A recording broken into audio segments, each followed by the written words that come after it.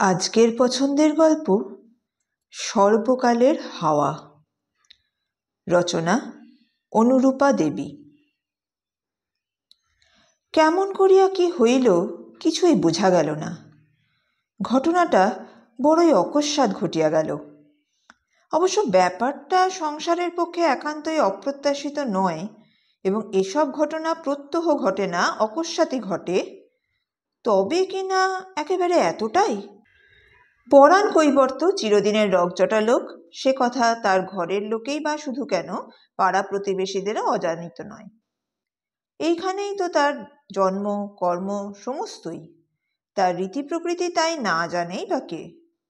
কিন্তু কথা এই যে ওই ধরনের স্বভাবের লোকেদের সঙ্গে কারবারে আসিতে হইলে অপর পক্ষদেরও একটুখানি বেশি সহ্য গুণের প্রয়োজন থাকে। এরা ঠিক দাবানলও নয়, কালানলও নয়, মাত্র তৃণগুচ্ছ। একটু মুহূর্তেই তাহারা দপ করিয়া জ্বলিয়া ওঠে, কিন্তু সে জ্বলন তাদের তেমনি বেশিক্ষণ থাকে না। যদি না ইন্ধন যোগাইয়া দেওয়া হয়, তবে অল্পক্ষণেই আপনার আগুনে আপনি জ্বলিয়া ছাই হইয়া নিবিয়া যায়। সেই ছাইও আবার বাতাসে উড়িয়া যাইতে বেশিক্ষণ সময় লাগে না। কিছুক্ষণ পরে পূর্বচিহ্নের অস্তিত্ব খুঁজিলে অল্পই পাওয়া যায়। পূর্বে যখন পরাণের মা ঠাকুমুনি বাঁচিয়াছিল, তার সমস্ত রকম প্রয়োজন সে চাওয়ার আগেই পূরণ হইয়া যাইত। ক্ষুধা পাইবার পূর্বেই সাজানো অন্ন, তৃষ্ণা অনুভবের আগেভাগেই জলের ঘটি, বিশ্রামের জন্য সর্বদাই পরিপাটি স্বহস্তে প্রস্তুত শীতলপাটি পাতাসজ্জা। যখন যা কিছু প্রয়োজনীয় অপ্রয়োজনীয় বস্তুজাত তার মায়ের হাত হইতে সে লাভ করিয়াছে, বাপ তার জন্য খুশিই ছিল। মায়ের লালন সেও তার অবশ্য প্রাপ্য রাজকরের মতো অলঙ্ঘনীয় প্রাপ্য বলিয়া মনে করিত। এক ছেলে গরিবের ঘরেই বাকি আর বড়লোকের ঘরেই বাকি, একই ভাগ্য লইয়া জন্মায়। অবশ্য সোনার চামচ মুখে করিয়া কেহই আসে না, সেটা ঠিকই, তবে সোনার জলে ধুইয়া যায় তাদের মায়ের চোখ দুটি, কোথাও কোথাও বাপেরও। আর সেইখানেই বিপদের ভবিষ্য বোঝা ভারী হইয়া উঠিতে থাকে। উভয় পক্ষেই যদি লালন চলে, তাড়নার নাম থাকে না। পুত্র যথাকালে মিত্র হইতে পারে না। পরাণের বাপের চাইতে তার মা কিছু বেশি দিন বাঁচিয়াছিল। তার যখন মৃত্যু হয়, তখন পরাণের ঘরের নতুন বউ পুরাতন হইতে চলিয়াছে। 9 বৎসর বয়সে বিবাহ হইয়া 11 বৎসরে জয়দুর্গা ঘর বসত করিতে শ্বশুর ঘরে আসিয়া বসিল। সেও প্রায় 3 বৎসর আগের কথা। পাড়ার হিসাবে তার বয়স 15-20 হইতে চলিয়াছে, অথচ ঠাকুমণিকে সে একটি পৌত্র রত্ন দিবার নামও করিল না। বধূর এই অন্যায় অনাচারে পরাণের মা ভিতরে বাহিরে সত্য করিয়াই উদ্বিগ্ন হইয়া উঠিতে লাগিল। পাড়ার 5 জনেও ইতিমধ্যে বলা বলি করিতে শুরু করিয়াছে যে বউটা বাজা তাল গাছ হলো নাকি গো? হ্যাঁ পরাণের মা, নাতি কি আমাদের মিষ্টি খাওয়াবার ভয়ে পালিয়ে রইল নাকি গো? বয়স তো তোমার বৌমার গড়িয়ে এলো, আর কবে হবে? প্রথম প্রথম ঠাকুর এসব পরিহাসের হিসাবেই হাসি মুখে গ্রহণ করিয়া যথোচিতভাবেই প্রত্যুত্তর দিয়াছে। কিন্তু ক্রমশ 5 মুখে 5 কথা শুনিতে শুনিতে তাহার স্নেহ দুর্বল মন আশঙ্কা চঞ্চল হইয়া উঠিতে লাগিল। তাই তো, সত্যিই তো, সেই কবে বিয়ে হয়েছে, এতদিনে একটি সন্তান হইতে পারিত। বাড়ির তুলসীতলায়ও বাবা ঠাকুরের উদ্দেশ্যে মানত করিল। ব্রাহ্মণপাড়ার রাধার ঠাকুরানীর কাছে দৈব মাদুলি ভিক্ষা করিয়া 5 আনা পয়সা বধূর মস্তকে ছোঁয়াইয়া রাখিয়া সেই মাদুলি তাহাকে পরাইয়া দিয়া উৎকণ্ঠিত চিত্তে প্রতীক্ষা করিতে লাগিল। তথাপি পুত্রের ঘরে পুত্র আসিল না। প্রথম সন্তানের জন্য গ্রামান্তরের অত বড় জাগ্রত যে বাবা ঠাকুর তাহাকে পুত্রদান দিয়াছেন, তার আশ্রয় লওয়া সম্ভবপর ছিল না। তাহার কার্যবিভাগ শুধু মৃতবৎসাদেরই জন্য। জয়দুর্গা শাশুড়ির নিদারুণ মনোকষ্টের প্রতি তিলেক ভ্রুক্ষেপ মাত্র না করিয়াই যথাপূর্ব হাসিয়া খেলিয়া স্বামীর সহিত ঝগড়া ও ভাব করিয়া শাশুড়ির প্রতি ঝঙ্কার ছাড়িয়া দিনের পর দিন বাড়িয়াই যাইতে লাগিল। বাপের বাড়িতে শাসন সহবত সে অল্পই শিখিয়াছে। প্রথম দিকে একমাত্র ছেলের বউ বলিয়া শাশুড়ির বড় অল্প প্রশ্রয় দেয় নাই। পাড়ার 5টা মেয়ে জড়ো করিয়া অষ্টাকষ্টে কড়ি খেলা, জল ডেঙাডেঙি, খন্তাখুন্দি প্রভৃতি খেলা ও হুড় করিয়া সে কাটাইত। কিন্তু এমন করিয়া বেশি দিন গেল না। এইবার থাকো তার ধৈর্যের বাঁধ ভাঙিয়া ফেলিয়া বিদ্রোহী হইয়া উঠিল। রুখিয়া বলিল, খেয়ে খেয়ে হাতি হচ্ছে, ছেলেপিলে হবে কোত্থেকে? পরাণের আমি আবার বিয়ে দেব। প্রথমে রাখিয়া ঢাকিয়া, শেষে সর্বসাক্ষাতেই এই ঘটনা চলিতে লাগিল। বউয়ের মুখের ওপরেও অবশেষে অত্যন্ত রূঢ় ভাষায় একদিন শাশুড়ি প্রচার করিয়া দিল, আর 3টে মাস আমি দেখব, তারপর আর আমায় কেউ আটকাতে পারবে না। তিলুকৈবর্তে ঝিয়ের সঙ্গে কথা আমি কই রেখেছি। আশপাশ হইতে সেসব কথা কানে আসিতেছিল, মুখোমুখি হইবা মাত্র জয়দুর্গা তেলে পড়া বেগুনের মতো ছ্যাক করিয়া উঠিল। দেবে তো দেবে, ছেলে কি তোমাদের আমি পেটের মধ্যে লুকিয়ে রেখেছি নাকি? কিন্তু কথায় আছে, বুদ্ধিমান যেখানে কথা খুঁজিয়া পায় না, মূর্খ সেখানে নির্ভয়ে জবাব চালাইয়া যায়। থাকো বধূর চোপা শুনিয়া চটিয়া উঠিল। চুরি করবি কেন? 7 জন্মের বাঁজি রে তুই, ছেলে হবে কোত্থেকে? তিলুর মেয়ে অতসীর সঙ্গে বিয়ে আমি ঠিক করেই রেখেছি। বউ বলিল, দে দেখিনি, কেমন দিবি দেখি। সতীন আমি সইব না, তাই এই মা কালী আর বাবা ঠাকুরের নাম দিয়ে দিব্যি করে বলে রাখছি, ঘরে আনবি কি সগোষ্ঠী, বেড়া আগুনে পুড়ে মরবি, দরজায় শেকল দিয়ে ঘরের চালে আগুন জ্বালিয়ে দেবো, এই সোজা বলে রাখলুম।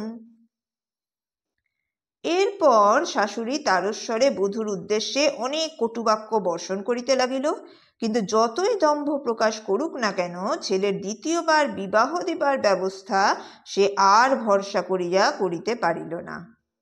অগত্যা মাস 5-6 পরে তিলুকৈবর্ত তার ডাগর মেয়ে অতসীর অন্যত্র বিবাহ দিয়া দিল।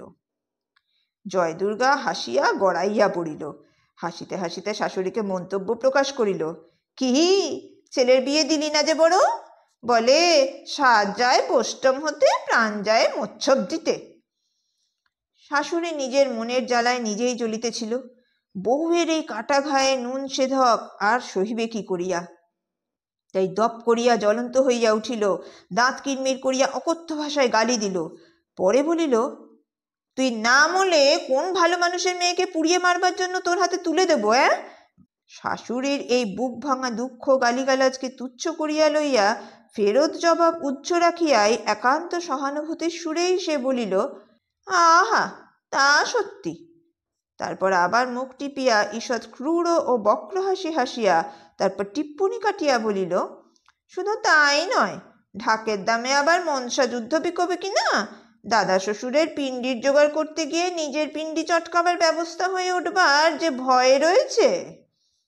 হি হি হি হি হাসির শব্দে ঠাকুমণির সর্বাঙ্গে গরম জলের ঝাপটার মতোই গরম রক্তের অন্তঃস্রোত ছুটিয়া বেড়াইতে লাগিল।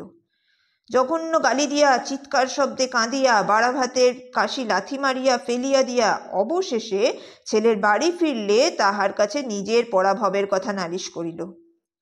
এতদিন যা করিবার সে নিজে করিয়াছে, ছেলেকে বউয়ের বিরুদ্ধে উত্তেজিত করিয়া কোনোদিন চেষ্টা করে নাই। কেন করে নাই তা অবশ্য সঠিক বলা যায় না। সবটাই যে বধূর প্রতি পূর্বতন ভালোবাসার জের তা নাও হইতে পারে। নিজের কর্তৃত্ব শক্তির প্রতি একটা স্থির বিশ্বাসও এর মধ্যে ছিল। ঘরকন্যার মধ্যে সে তার স্বামীকেও কোনোদিন টানাটানি করে নাই, ছেলেকেও না। বেটা ছেলের পক্ষে বাহিরের কাজই যথেষ্ট। ওরা কি এইসব ঘর কুটুনি ব্যাপারের মধ্যে থাকিতে পারে? না থাকিতে আছে। কিন্তু সহ্যেরও তো একটা সীমা আছে। ছেলের কাছে এতদিনকার জমাইয়া রাখা মনের কথা আজ ঠাকুমণি কান্না ধরা গলায় একটি একটি করিয়া সমস্তই খুলিয়া বলিল। বলিতে বলিতে বারে বারে পিছন ফিরিয়া চাহিয়া খিড়কির দরজার দিকে দেখিতেছিল, পুকুর ঘাট হইতে জয়দুর্গা ফিরিয়া আসিতেছে কিনা। পরাণ যে মায়ের একমাত্র সন্তান বলিয়া মাতৃভক্তিতে খুবই তদ্গত ছিল তা বলিতে পারি না। বরং সংসারে দেখা যায়, যেসব ছেলে মায়ের বেশি আদুরে তারাই মায়ের প্রতি অনাসক্ত ও অশ্রদ্ধাকারী হয়। যাই হোক, এক্ষেত্রে সেটা ঠিকই ফলিয়াছিল। মায়ের প্রতি আশৈশব আজ পর্যন্ত পরাণের অত্যাচারের সীমা ছিল না। এতটুকু ত্রুটি পরাণের মা ঘটিতে দিত না, তাই রক্ষা। না হলে তুচ্ছতম খুঁটিনাটি ধরিয়া টিকটিক খিটখিট সে করিয়াই আছে। আজ কিন্তু কোথা হইতে এতদিনকার প্রসুপ্ত মাতৃভক্তি সহসা উথলিয়া উঠিল। অবশ্য তার একটা বড় রকম অগ্রবর্তী কারণও বর্তমান ছিল। জয়দুর্গা দেখিতে এমন কিছু ভালো নয়, তার ওপর আবার ঠাকুর কথা মতো খাইয়া সে দিনকে দিন সত্য সত্যই একটি ক্ষুদ্র হস্তিনী মূর্তিতে রূপান্তরিত হইয়া উঠিতেছিল। গালের মাংসপিণ্ডের মধ্যে ক্ষুদ্র চক্ষু ক্ষুদ্রতর হইয়া ডুবিয়া যাইবার জোগাড় করিয়াছে। এদিকে মাথা খাটো মানুষ, আর একটু মাংস লাগিলেই ভাঁটার মতো গড়াইয়া দেওয়া চলিবে, মাঠে লইয়া গিয়া ফুটবল খেলার কাজেও লাগিতে পারে। এ কথা সে স্ত্রীকে জানাইয়া দিতে কিছুমাত্র সংকোচ করে নাই, এবং পরিবর্তে তার থ্যাবড়া নাক এবং তালপাত্রে প্রস্তুত সিপাহীর মতো লম্বা চাচাচোলা পাকশিটে মূর্তির বিরুদ্ধে অজস্র কুৎসা প্রচারিত হইতেও শুনিয়াছে। তিলুর মেয়ের চেহারা এদিকের নয়, তার চিপচিপে গরম পেটন তেমন না হোক চেহারায় একটা জৌলুস আছে। তাহাকে বধূ করিতে মায়ের সংকোচকে সে প্রশংসনীয় মনে করে নাই। আজ সুবিধা পাইয়া উচ্চকণ্ঠে চিৎকার করিয়া উঠিল, তুই পোড়ামুখী তো যত নষ্টের গোড়া! ওই রাক্ষসীটার ভয়ে এমন মেয়েটাকে হাতছাড়া করলি। ঠাকুর মনেও সে বিষয়ে আফসোস বড় কম ছিল না। কান্নাকাতর কণ্ঠে সে উত্তর করিল, কি করি বল ধন, খাল কেটে যে কুমির এনে ঘরে তুলেছি, বলে কিনা ঘরে আগুন দিয়ে পুড়িয়ে মারবে, যা দস্যি ছুরি অনায়াসে তা করতে পারে। ইস, পারলেই হলো, বললি না কেন আমায় সে কথা? দেখে নিতুম কে কাকে পুড়িয়ে মারে, দিতুম এক বোতল কেরোসিন তেল ঢেলে দেশলাই ধরিয়ে। শুধু অমন কোণেটাকে ওই মাদি হাতিটার ধমকিতে কিনা ছেড়ে দিলি। ছেলের পৌরুষ জাগিতে দেখিয়া হঠাৎ ঠাকুর সহজ জ্ঞান ফিরিয়া আসিল। কি যে বলিস গোপাল, এই তো ওর সবে 15টা বছর বয়স। রাধা ঠাকুরন বলছিল 18 বছর বয়স পার না হলে মেয়েদের বাঁজা বলা যায় না। যাক যাক, ওসব কথা তুই ভাবিস নে, সে আমি সময় বুঝে যেমন হয় করব। সময় বুঝিবার কিন্তু আর সময় রহিল না। ঠাকুমণি পৌত্রমুখ না দেখিয়াই মরিল। জয়দুর্গা শাশুড়ির মৃত্যুকালে সেবা করিয়াছিল। জমানো টাকা ছেলেকে ও হাতের সোনার তাগাগাছি বউকে দিয়া গলার মাদুলি শুদ্ধ বিছে হার সে অনাগত পৌত্রের জন্য রাখিয়া গেল। রাধা ঠাকুরন বলেছেন 18 বছর বয়স হলেই জয়দুর্গার সন্তান হবে। 18 বছরের পর আরও বছর 2 গেল, ছেলের দেখা নাই। তা নাই থাক, তার জন্য আজ কেহ কাঁদিতেছে না। যে কাঁদিত সে তার কান্না সঙ্গে লইয়া গিয়াছে। পরাণের স্ফূর্তির প্রাণে ছেলে মেয়ের জন্য কোনো প্রতীক্ষিত উৎকণ্ঠাই ছিল না। জয়দুর্গার মনের মধ্যে যাই থাক, মুখে সে দম্ভ করিয়া বলিত, দূর দূর, ছেলে নিয়ে কি করব? ছেলে ছেলে তার বাপের মতোই হবে। ধেনো গিলে গিলে নোংরা কথা পচা খেউর গেয়ে গেয়ে বেড়াবে। পোড়া কপাল, ঝাঁটা মারো অমন ছেলের মুখে। যদি ভুলেও জন্মাতে আসে আমার কাছে, জন্মা মাত্র পা ধরে পাথরে আছড়াবো, তা কিন্তু বলে দিচ্ছি। অলক্ষিত থাকিয়া সে কথা হয়তো বা জন্ম সম্ভাবিত সন্তান শুনিয়া থাকিবে, এ পথে সে পা বাড়াইল না। এদিকে পরাণের বখামি যত দিন দিন বাড়িয়া চলিতেছিল, জয়দুর্গার রসনা ততই তীব্রতর হইয়া উঠিতেছিল। তাহাদের কোন্দলের কোলাহল প্রতিবেশিনীদের কান ও প্রাণে ঝালাপালা হইবার উপক্রম হইয়াছিল। নিতান্ত পার্শ্ববর্তীরা উভয় পক্ষকেই শান্ত করিবার জন্য বিস্তর চেষ্টা করিয়া অবশেষে হার মানিয়া নিরস্ত হইয়াছে। বুঝাইয়া কিছু বলিতে গেলে পরাণ বলে, হয়েছে কি এখনই? ওকে খুন করব, তবে না ঠান্ডা হব। জয়দুর্গা গোঁজ খোপার সঙ্গে সমানভাবে মুখ গোঁজ করিয়া গজরাইতে থাকে, আমি কি ছাড়বো নাকি? একসঙ্গে 2টো খুন করে হাসতে হাসতে ফাঁসি কাঠে গিয়ে চড়ব। ফাঁসি দেবে দেবে, একবারই না দেবে, 2বার তো আর দিতে পারবে না। তার এই অভিনির্ভীক ও সতেজ অভিব্যক্তিতে যে গোপন রহস্যের ইঙ্গিত নিহিত ছিল, সে কথা লইয়া ইতিপূর্বে বহু আলোচনা ও আন্দোলন হইয়া গিয়াছে। তিলু কৈবর্তর বিধবা মেয়ে অতসীকে লইয়াই সে প্রসঙ্গ। কিন্তু জয় দুর্গার মুখের কুৎসা রটানো ব্যতীত অন্য কোনো স্পষ্ট প্রমাণ না পাইলে গ্রাম্য মুখরা তো তার জন্য কোনো ব্যবস্থা গ্রহণ করিতে পারে না। তারপর অকস্মাৎ সেই চরম পরিণতির কাল আসিয়া উপস্থিত হইল।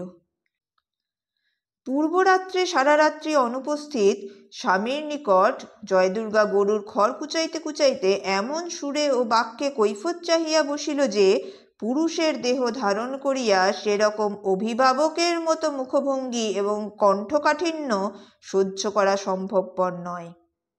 পরাণ হাতে শক্ত মুঠি বাঁধিয়া খানিকটা সামনের দিকে আগাইয়া আসিয়া দাঁত মুখ খিচাইয়া জবাব দিল, যে চুলোই থাকি না কেন, তোর বাবার তাতে কি? জয় দুর্গা যথাকার্যে নিরত রহিয়াই সদর্পে প্রত্যুত্তর করিল, আমার বাবার কচু জানা দরকার আমার, আমি শুনতে চাই, কোন চুলোর ধরে মরতে গেছিলে সারা রাত ধরে? রাগে পরাণ ফুলিতেছিল, গুম হইয়া জবাব করল, জমের দক্ষিণ ধরে। যাবি? নিয়ে চলো না, সঙ্গে করে যাচ্ছি। বলিতে বলিতে কুক্ষণেই সে তার বিচলি কাটা খাঁড়ার মতো একান্ত তীক্ষ্ণ ফলা বাঁট ছাড়িয়া উঠিয়া দাঁড়াইল। সে হলেও বুঝি, জমেই বা তোকে নেয় কোথায়, তুই যে জমেরও অরুচি। কথার উত্তর না দিয়া পরাণ প্রচণ্ড রাগের মাথায় যাহা করিয়া বসিল তাহা এই, সে মুহূর্ত মধ্যে পরিত্যক্ত বটিখানা তুলিয়া লইয়া দুই হাতে বাটখানা চাপিয়া ধরিয়া জয় দুর্গাকে যেখানে সেখানে কোপাইয়া চলিল। আর্তনাদের পর আর্তনাদ, তারপরই রক্তাক্ত কলেবরে জয় দুর্গা সংজ্ঞা হারাইয়া সশব্দে মেঝের উপর পড়িয়া গেল। সকলেই মনে করিয়াছিল পরাণের ফাঁসি হইবে। তার দক্ষিণ ধারের প্রতিবেশী তার বাড়িখানা কিভাবে দখল করা যায় তার জন্য গভীর চিন্তায় ডুবিয়া থাকিয়া নানা প্রকার ফিকির ফন্দি বাহির করিতেছিল। এমন সময় এক অদ্ভুত ব্যাপার ঘটিয়া সমস্তই উল্টা হইয়া গেল। জয় দুর্গা সঙ্গে সঙ্গে মরে নাই। সদরের হাসপাতালে তৃতীয় দিনে তার জ্ঞান হইতেই হাকিম সদল বলে তার সাক্ষ্য গ্রহণ করিতে আসিলেন। অত্যন্ত দুর্বল এবং কণ্ঠাগত প্রাণ হইলে কি হয়, ডাক্তারের মতে যখন তার মৃত্যুর আর অধিক বিলম্ব নাই, তখন তাদের কর্তব্য পালন অবিলম্বে না হইলে চলিবে কিরূপে? প্রথম প্রশ্নের উত্তরেই সে বলিয়া বসিল, তার স্বামী তাহাকে আঘাত করে নাই, সে নিজেই নিজেকে আঘাত করিয়াছে। প্রশ্নকারী সবিস্ময়ে কহিলেন, সে কি, পাশের বাড়ির লোক যে দেখেছে বটি ছিল পরাণের হাতে? নারী কহিল, তোমার বউ যদি তোমার সঙ্গে ঝগড়া করে আত্মহত্যা করতে যায়, তুমি তার হাত থেকে অস্ত্র ছিনিয়ে নিতে যাবে না? প্রশ্নকারী প্রতি প্রশ্নের জটিলতায় ক্ষণকাল বিমূঢ় হইয়া রহিলেন। পরে এই কূট প্রশ্নের জটিলতা এড়াইয়া গিয়া পুনরায় প্রশ্ন করিলেন, তাহলে তুমি বলতে চাও তোমার স্বামী তোমায় মারেনি? উমা, বলতে চাই কিরকম, তোমাদের দরকারে হয় কে নয় করব নাকি? কেন, আমায়ও মারবে কেন? আমি কি ওর মতন কুচরিত্তির যে ও আসবে আমায় খুন করতে? তুমি বা হঠাৎ আত্মহত্যা করতে গেলে কি জন্যে? শোনো কথা, আত্মহত্যা হঠাৎ না করে চোখে কাজল পরে, কপালে টিপ কেটে, পায়ে আলতা দিয়ে, ঠোঁটে রং লাগিয়ে তোমাদের মতো লোকেদের ঘরে করে বুঝি? না বাপু, আমাদের সেসব নেই, আমরা করলে এমনি হঠাৎই করি। প্রশ্নকারী বিব্রত বিপন্নতার সহিত তাড়াতাড়ি করিয়া বলিলেন, না না, তা তো বলিনি, তবে এরকম রাগ হলো কেন, রাগের কারণটা কি তাই জানতে চাইছি।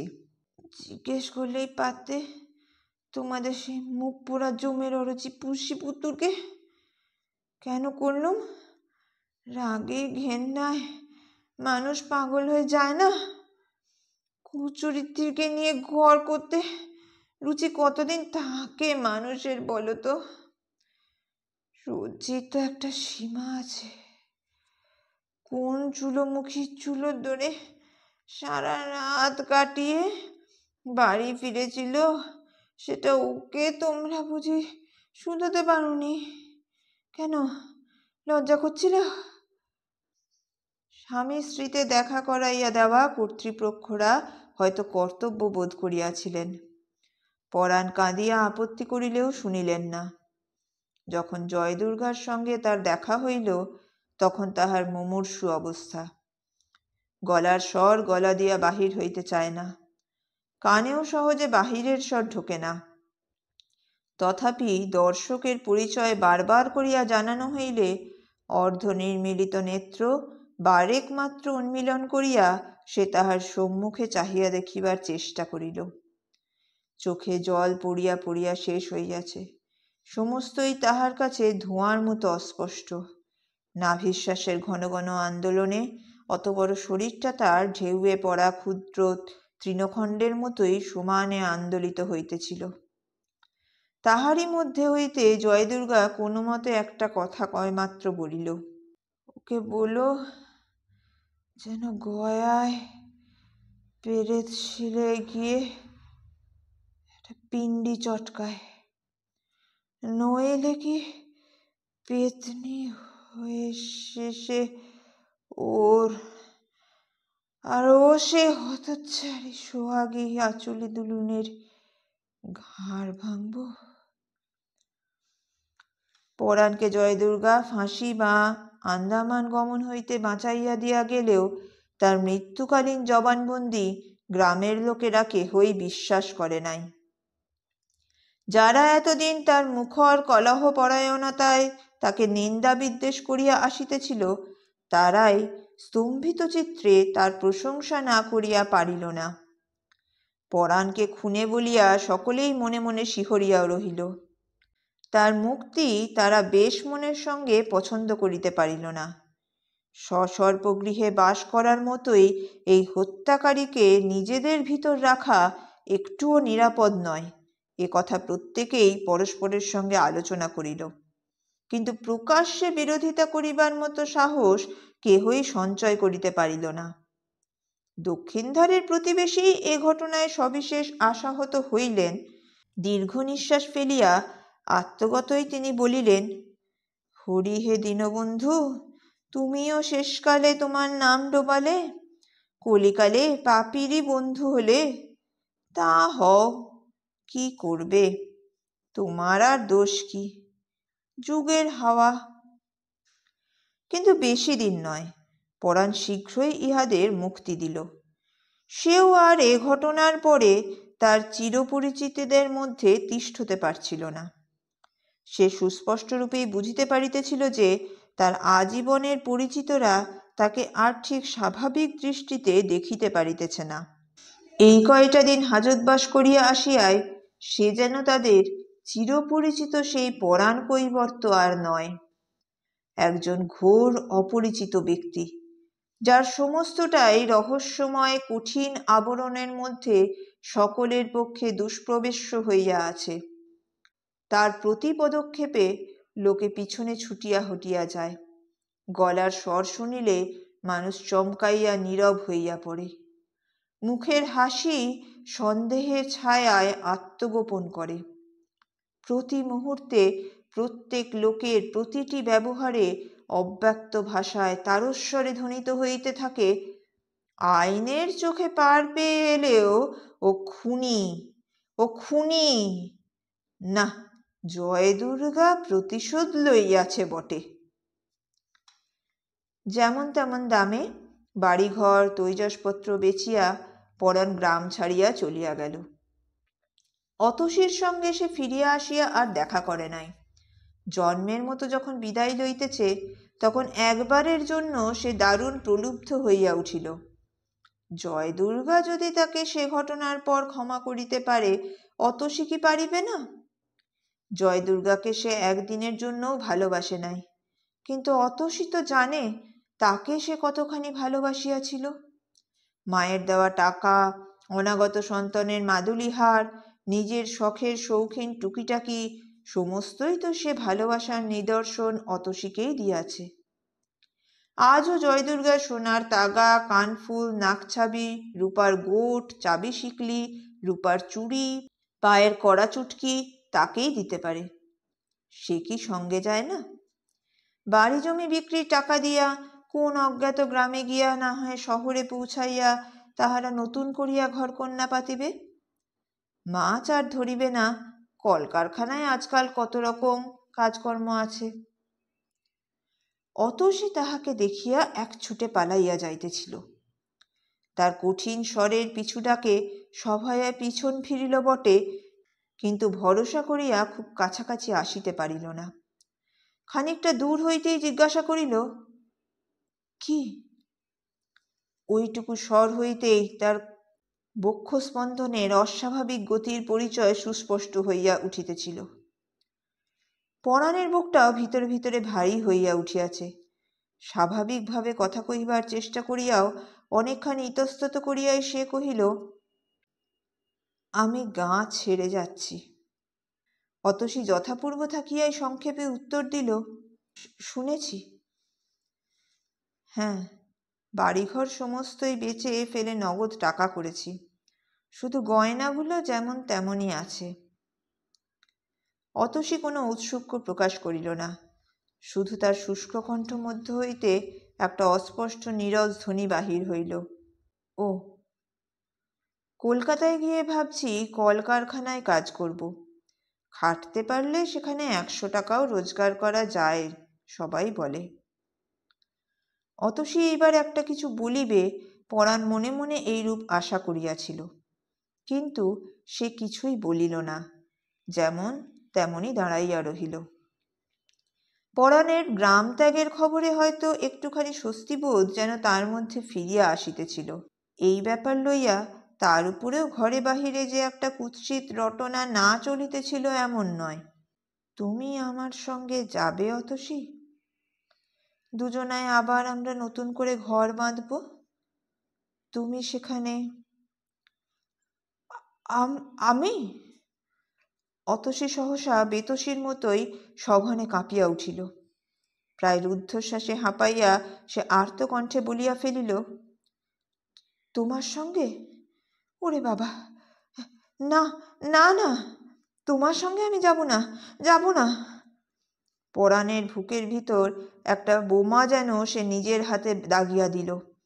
বহুক্ষণ পরে ঝাপসা দৃষ্টি পরিষ্কার হইয়া আসিলে সে চারিদিকে চাহিয়া দেখিল অতসী কোথাও নাই। অদূরে তাদের খিড়কি দরজায় খরাত করিয়া খিল পড়ার সঙ্গে সঙ্গে ভিতর হইতে নারী কণ্ঠের শব্দ শোনা গেল, কি রে আতু, অমন করে ছুটে এলি কেন? হলো কি তোর? উমা, সে খুনে এসেছে গো, বললে আমার সঙ্গে চল। ওহ, ভয়ে আমার গা হাত দেখো না, এখনো কাঁপছে গো। ঘরকে আসুন না তোর বাপ, পুলিশকে খবর দিতে বলছি। মর মর, মুখ পুরি ছুরি অমন গুণের স্বামীকে আবার সোহাগ করে বাঁচিয়ে গেলেন, আদিক্ষেতা দেখে বাঁচিনে। হি হি করিয়া হাসিয়া হাসিয়া উঠিয়া অতসী হাস্যস্কম্পিত কম্পে মন্তব্য করিল, জমেরও অরুচি যেও, জমকে নেবে কেনে? এবার আর তার কণ্ঠস্বরে ভয়ের কম্পন ছিল না, কৌতুক উত্তোলিত হইতেছিল। মা বলিল, তাই বটেক, কি গব্বেই ধরেছিল থাকি আটকুড়ি, আতুরে নুন জোটাতে পারিক নাই একটুকু? পরাণের দু চোখে বারেক মাত্র জ্বলন্ত কয়লার মতোই দপদপ করিয়া জ্বলিয়া উঠিলেও পরক্ষণে যেন করুণাবাণে নির্বাপিত অগ্নিবাণের মতোই তার সেই দু চোখের অগ্নিশিখা একান্ত ব্যর্থতায় পর্যবসিত হইয়া গেল।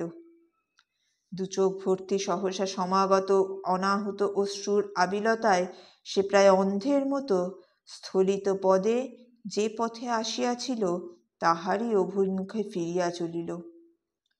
গভীর দীর্ঘশ্বাসের ভারে ভারাক্রান্ত বক্ষ ফুলিয়া উঠিতেছিল।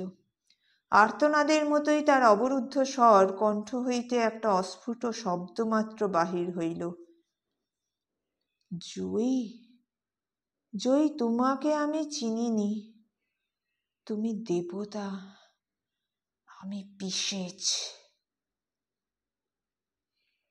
পাঠ ভালো লাগলে একটি লাইকের মাধ্যমে তা জানিয়ে যান। আর এরকম গল্প আরও শুনতে চ্যানেলটিকে সাবস্ক্রাইব করতে ভুলবেন না। ধন্যবাদ।